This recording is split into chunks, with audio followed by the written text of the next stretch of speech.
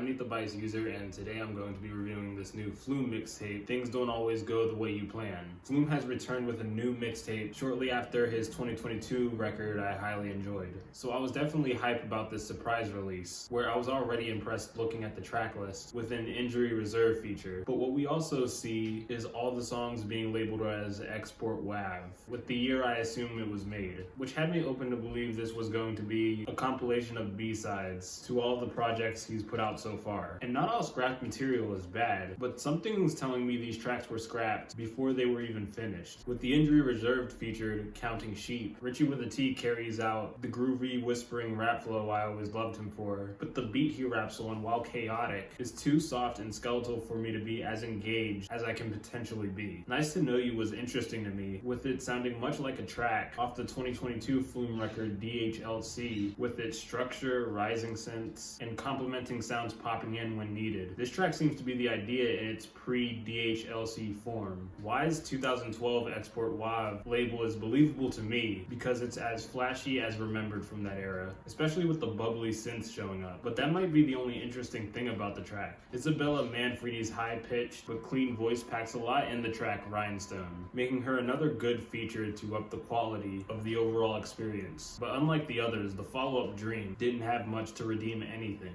It's just a long synth passage going wherever. At least we get a better one in the future, Close, containing pretty and breathtaking voices crowding the synth direction. Then there's One Step featuring Panda Bear of Animal Collective fame, where he isn't hyper but doesn't underwhelm either. He lowers his tone while keeping the brightness, and that ends up working. But starting on Spoke to Aliens finally, the record gets more questionable with its glitched out vocal samples that were being shoved down my throat and distracting even the average qualities of the song. And then the closer and title track that comes off as a farewell track is so badly mixed with these annoying high-pitched horn sounding synths. And along with that, the electronic drum play didn't have the most pleasing sound itself. But this record as a whole, Things Don't Go the Way You Planned, was an interesting project for what it has. But I'm not gonna act like this record's lack of refined tracks didn't take a toll on my enjoyment, because it very much did. But besides the title track, I still left this record seeing it as a listenable project.